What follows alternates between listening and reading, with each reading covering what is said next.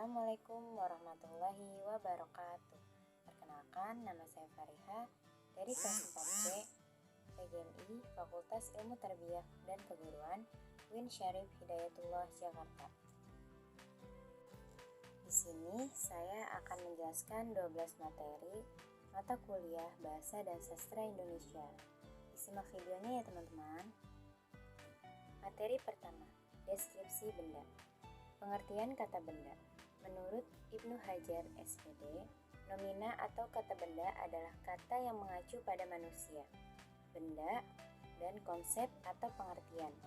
Nama lain dari kata benda adalah nomina, yang mengacu pada suatu benda baik konkret maupun abstrak. Selanjutnya, pengertian kata benda konkret. Kata benda konkret merupakan suatu benda yang bisa dilihat oleh panca indera. Hal ini sama dengan pengertian kata benda konkret yang menyatakan bahwa nama dari benda yang dimaksud tersebut merupakan benda yang dapat ditangkap oleh panca indera. Kata benda konkret bisa berupa nama diri, nama zat, dan lain-lain. Selanjutnya, pengertian kata benda abstrak. Kata benda abstrak merupakan kesatuan yang tak bernyawa. Contohnya seperti pendapat, keinginan, kepuasan, tugas, dan sebagainya, yang menggambarkan kesatuan tidak dapat ditangkap dengan panca indera. Adapun dua perbedaan kata benda konkret dan kata benda abstrak.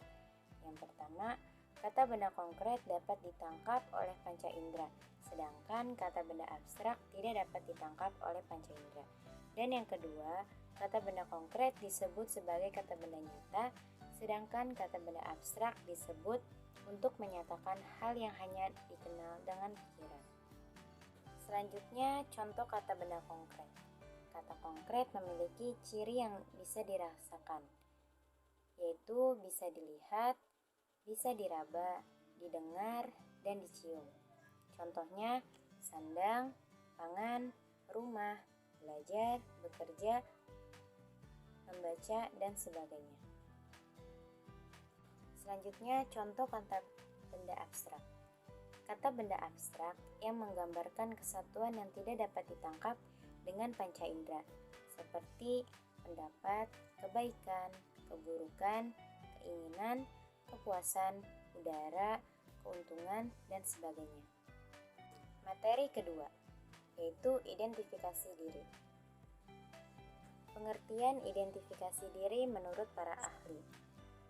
Yang pertama, menurut Bahtiar tahun 2012, mengungkapkan bahwa identifikasi merupakan proses pengenalan menempatkan objek atau individu dalam suatu kelas sesuai dengan karakteristik tertentu. Yang kedua, menurut Hamzah tahun 2018, berpendapat identifikasi adalah penerapan atau penentu ciri-ciri atau keterangan lengkap seseorang. Yang ketiga, menurut Hardawinati tahun 2003, identifikasi adalah tanda pengenal diri, penentu atau penetapan identitas seseorang, dan pengenalan tanda-tanda atau karakteristik suatu hal berdasarkan tanda pengenal.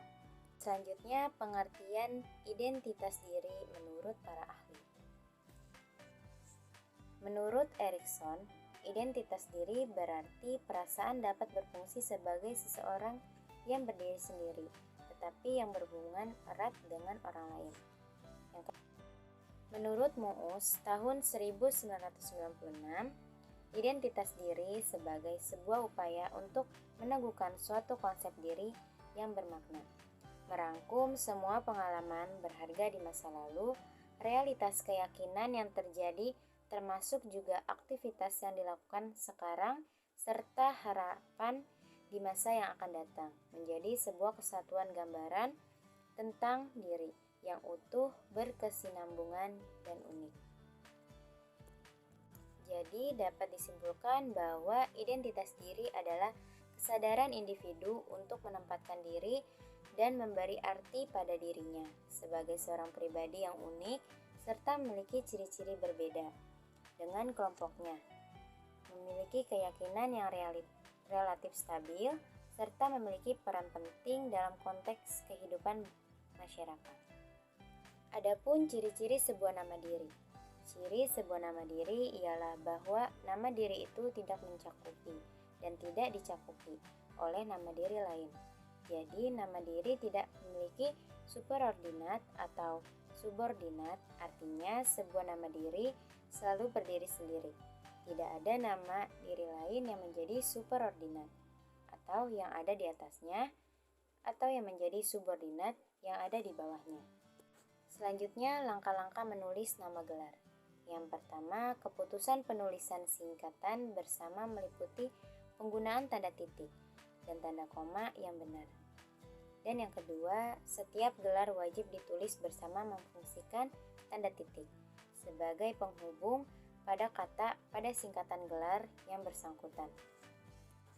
Gelar ditulis habis nama atau sebelum akan nama seorang. Di antara nama dan gelar, wajib diberikan tanda koma sebagai tanda hubungnya. Bila seseorang menyandang gelar lebih berasal dari satu, gelar berikut wajib dipisahkan juga bersama tanda koma satu di antara gelar-gelar tersebut. Contoh semisal nama Burhan Shodiq, S.PD, M.PD.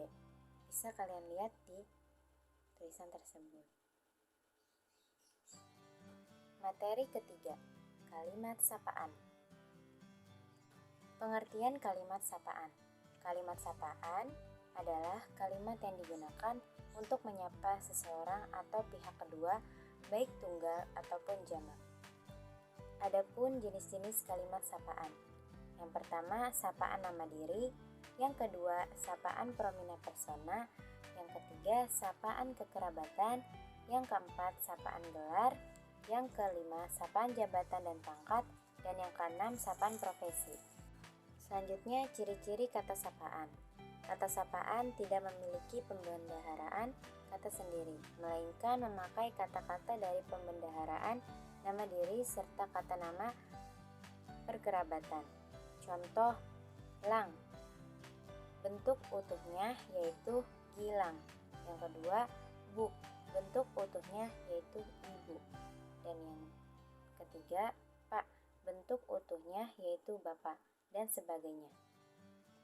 Faktor-faktor yang mempengaruhi penggunaan kata sapaan yaitu situasi, usia, status sosial, hubungan kekerabatan, dan hubungan keakraban. Adapun contoh kalimat sapaan. Yang pertama, kalimat sapaan hormat seperti selamat siang tuan, ada yang bisa saya bantu? Yang kedua, kalimat sapaan biasa seperti hai Carly, apa kabar? Sudah lama ya kita tidak berjumpa. Yang ketiga, kalimat sapaan untuk teman sebaya, seperti hei Rina, mau kemana kamu? Yang keempat, kalimat sapaan untuk orang yang lebih tua, seperti selamat malam ibu, makan malam telah siap dihidangkan. Materi keempat, dialog, prolog, dan epilog. Pengertian dialog. Dialog berasal dari bahasa Yunani, dia dan logos, yang artinya cara manusia dalam menggunakan kata. Dalam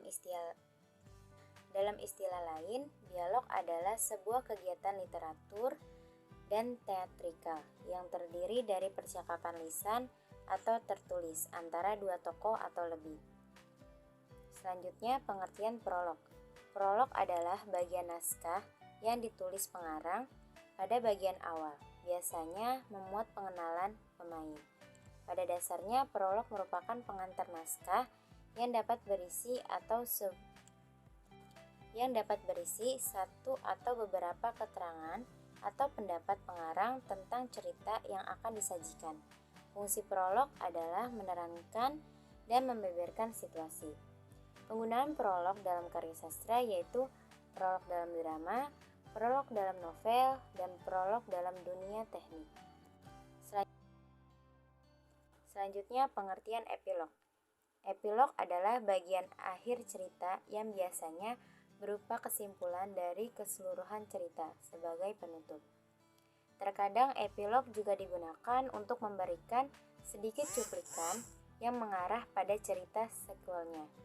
Epilog lebih mudah dituliskan dibandingkan prolog, karena epilog merupakan bagian penutup dari hubungan karakter utama. Beberapa epilog bisa mengubah persepsi pembaca terhadap cerita. Materi kelima, yaitu membaca. Pengertian membaca. Membaca adalah salah satu dari 4 keterampilan berbahasa yang mencakup keterampilan menyimak, keterampilan berbicara, dan keterampilan menulis. Membaca adalah memahami isi, ide, gagasan baik yang tersurat maupun tersirat dalam bahan bacaan. Oleh sebab itu, pemahaman merupakan esensi yang sangat penting dalam kegiatan membaca. Kegiatan membaca itu bukan sekadar aktivitas yang sifatnya pasif dan respektif saja, melainkan pembaca harus aktif berpikir dan memahami suatu teks. Adapun syarat-syarat menjadi pembaca yang baik, mengumpulkan bahan bacaan yang tepat, menerapkan beberapa strategi untuk meningkatkan keterampilan, dan mempertahankan sikap yang positif. Kita dapat meningkatkan keterampilan membaca atau membantu seorang anak menjadi pembaca yang lebih baik. Selanjutnya ada 2 jenis membaca. Yang pertama, membaca nyaring, yang dimaksud yaitu membaca dengan bersuara.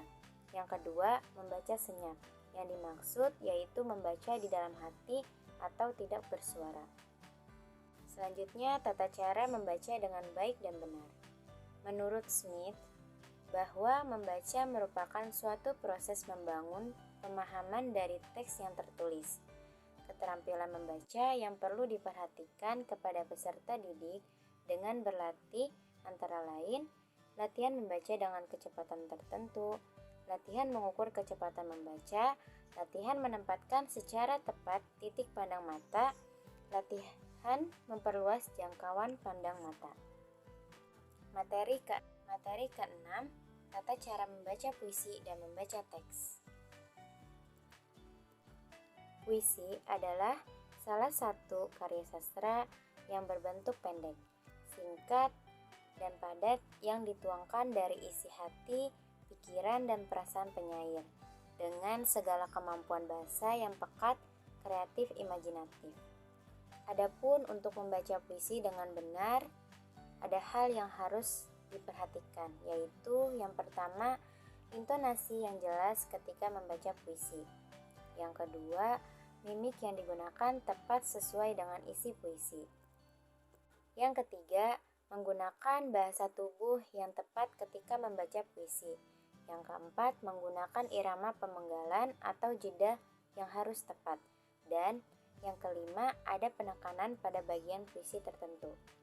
Selanjutnya, adapun tata cara membaca teks, yaitu yang pertama, untuk kepentingan apresiasi yang berisi menelusuri bagian demi bagian bacaan dengan penuh kenikmatan, menandai kata-kata yang dianggap sulit dan mencari maknanya dalam kamus, dalam kaitannya dengan pembelajaran. Pemaknaan terhadap unsur-unsur intrinsik dan ekstrinsik, menentukan hal-hal menarik dan menceritakan kembali atau pemeranan atas tokoh-tokoh yang ada di dalamnya.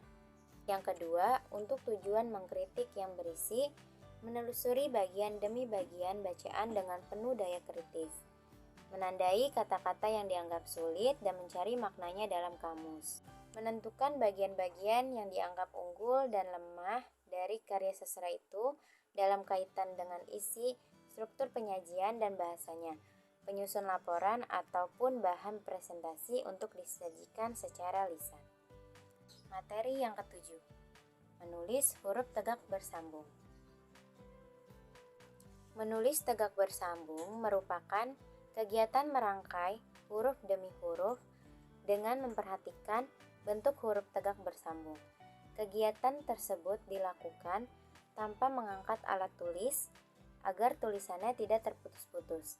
Menulis tegak bersambung memiliki manfaat yang besar bagi perkembangan otak siswa usia sekolah dasar sebagai kelas awal. Menulis tegak bersambung biasanya dapat ditulis di buku garis tipis atau buku garis 3 Adapun kelebihan dari buku garis 3 ini yaitu untuk mempermudah siswa dalam menyamakan besarnya huruf dalam menulis, membantu siswa dalam menulis tulisan tegak atau tidak miring ke kanan dan ke kiri. Hal ini disebabkan besarnya huruf yang ditulis siswa dipandu oleh 2 garis atas dan di bawah yang berjarak pendek, sehingga tulisan siswa akan tepat pada garis tidak lebih dan tidak kurang, jadi agak mudah untuk menulisnya. Materi ke-8, yaitu ringkasan. Ringkasan berasal dari bentuk dasar, ringkas yang berarti singkat, pendek dari bentuk yang panjang.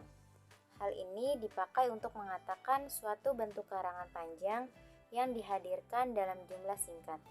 Suatu ringkasan disajikan dalam bentuk yang lebih pendek dari tulisan aslinya dengan berpedoman pada keutuhan topik dan gagasan yang ada di dalam tulisan aslinya yang panjang itu.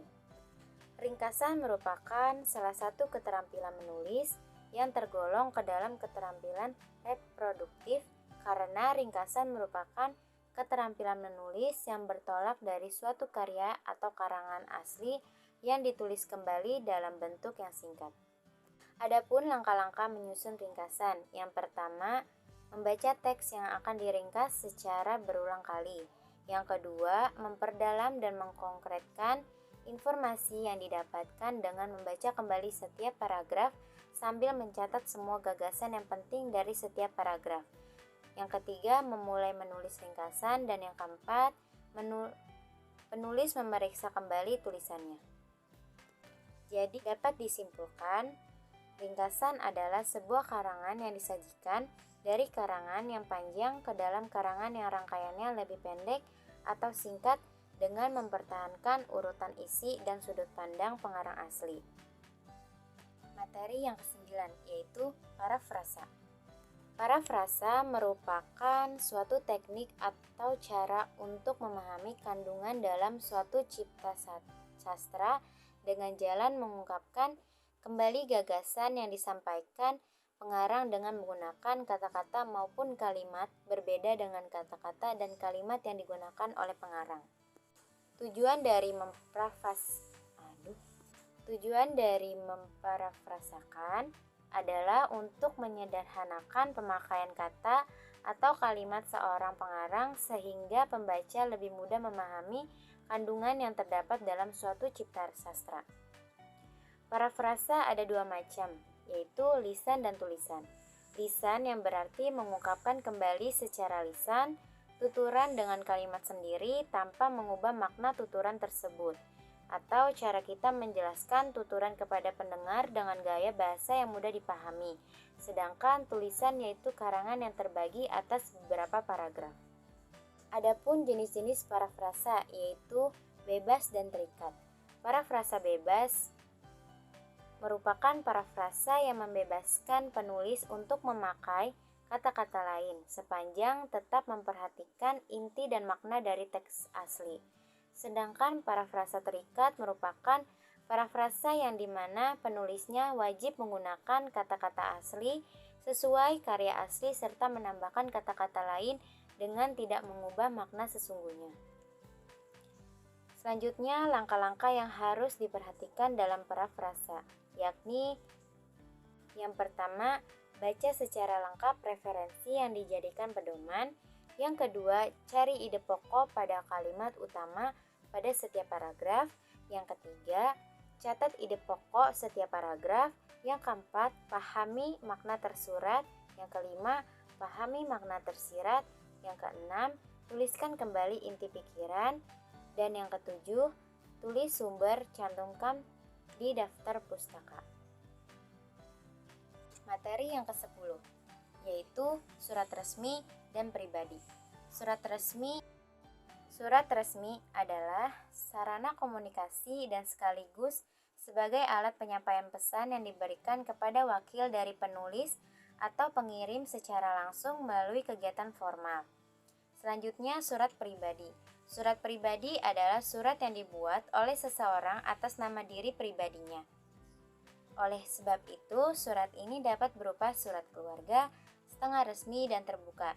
Surat pribadi adalah surat yang dikirimkan kepada orang lain atau suatu organisasi atau instansi. Adapun macam-macam surat resmi, yaitu surat permohonan, surat keputusan, surat kuasa, surat perintah, surat pengantar, surat edaran, dan surat undangan. Selanjutnya, adapun macam-macam surat pribadi. Surat pribadi yang isinya bersifat kekeluargaan, misalnya surat perkenalan, surat antar kerabat, surat kepada teman, dan surat kepada orang tua. Selanjutnya, surat pribadi yang isinya bersifat setengah resmi atau ada hubungannya dengan kedinasan, misalnya surat lamaran pekerjaan, surat izin tidak masuk kerja, surat tidak masuk sekolah, dan surat izin cuti. Selanjutnya, ciri-ciri surat resmi. Yang pertama, menggunakan bahasa baku sesuai kaidah bahasa Indonesia dan ejaan yang disempurnakan atau EYD. Yang kedua, dibuat dengan bahasa yang singkat, padat, dan efektif, serta mudah dipahami konteksnya. Yang ketiga, surat resmi tidak menggunakan bahasa implisit, melainkan bahasa eksplisit. Yang keempat, dilengkapi kop surat yang menyebutkan pihak yang mengeluarkan surat resmi tersebut.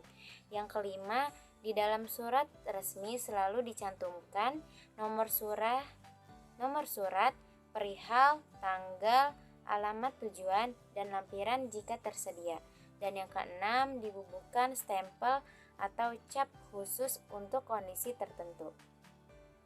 Adapun ciri-ciri surat pribadi, tidak mempunyai kop surat, tidak mempunyai nomor surat, salam pembuka maupun penutup sangat beragam, lebih bersifat santai non-formal, dalam penggunaan bahasa bebas atau tidak baku sesuai keinginan penulis, dan format surat bebas. Jadi, dapat disimpulkan, dalam pembuatan surat resmi sebaiknya harus memenuhi kaidah-kaidah yang berlaku dalam pembuatan surat resmi dan menggunakan bahasa Indonesia yang baik dan benar. Surat merupakan sebuah alat atau media komunikasi yang berupa tulisan yang berisi informasi, pesan, pernyataan, atau tanggapan sesuai dengan keinginan penulis. Surat dinas atau surat resmi merupakan segala komunikasi tertulis yang menyangkut kepentingan tugas dan kegiatan dinas instansi. Surat dinas hanya dibuat oleh instansi pemerintah dan dapat dikirimkan kepada semua pihak yang berhubungan dengan instansi tersebut. Materi yang ke-11 yaitu formulir dan kwitansi. Formulir merupakan alat yang dapat digunakan untuk mengorganisasi, mengumpulkan, mengalihkan informasi. Formulir merupakan alat yang dapat digunakan untuk mengumpulkan dan mengalihkan informasi. Formulir memberikan fasilitas terhadap pengumpulan dan pemindahan data dan informasi dengan cepat dalam bentuk yang ringkas dan padat. Sedangkan kwitansi adalah sebuah dokumen yang menjadi alat bukti terjadinya pembayaran maupun penerimaan sejumlah uang, dikeluarkan dan ditandatangani si penerima, kemudian diserahkan kepada si pemberi uang atau yang membayar. Adapun jenis-jenis formulir. Yang pertama, formulir intern, yaitu formulir yang digunakan di dalam lingkungan sebuah kantor antara para pegawai, para pengawas, dan wakil-wakil sebuah perkantoran. Contoh, tiket-tiket biaya, formulir pengeluaran, order-order pabrik, permohonan bahan-bahan data mengenai penjualan, keterangan mengenai hasil pekerjaan pegawai. Yang kedua, formulir ekstern, yaitu formulir yang digunakan dalam lingkungan kantor yang mana formulir tersebut dikirimkan kepada para langganan, contoh order pembelian, faktur, dan memo kredit. Adapun jenis-jenis kwitansi. Kwitansi transfer uang, kwitansi transaksi produk, kwitansi serah terima uang, kwitansi bukti pembayaran, dan kwitansi cash receipt. Materi ke-12 yaitu pidato. Pidato adalah teknik berbicara yang menggunakan bahasa secara efektif untuk menyampaikan pendapat yang dilakukan oleh seseorang secara lisan mengenai suatu hal atau masalah dengan menggunakan kalimat yang jelas dan efektif di hadapan orang banyak dengan tujuan mempengaruhi orang. Adapun langkah-langkah menulis teks pidato yang juga disesuaikan dengan tahapan menulis, yaitu sebagai berikut. Yang pertama, menentukan topik teks pidato. Yang kedua, mengidentifikasi pendengar atau pembaca teks pidato. Yang ketiga, menentukan tujuan pidato. Yang keempat, membuat kerangka pidato. Yang kelima, mengembangkan ide pokok. Yang keenam, menyunting teks pidato. Dan yang ketujuh, mempublikasikan teks pidato dalam bentuk tulis ataupun secara lisan. Jadi dapat disimpulkan pidato merupakan kegiatan berbicara atau berorasi untuk menyatakan pendapat di depan umum. Adapun tujuan dalam berpidato ialah untuk memberikan pemahaman dan informasi kepada orang lain, serta fungsinya untuk mempermudah komunikasi. Dalam praktiknya, pidato disampaikan oleh seseorang pimpinan pada halayak ramai. Dalam berpidato ada tata cara, mulai diawali dengan pembukaan, penyampaian isi, dan penutup, serta bagaimana kita bersikap dan berbicara yang baik di muka umum. Baik, sekian dari penjelasan 12 materi dari saya. Semoga penjelasan materi ini dapat bermanfaat bagi kita semua. Kurang lebihnya mohon maaf. Wassalamualaikum warahmatullahi wabarakatuh.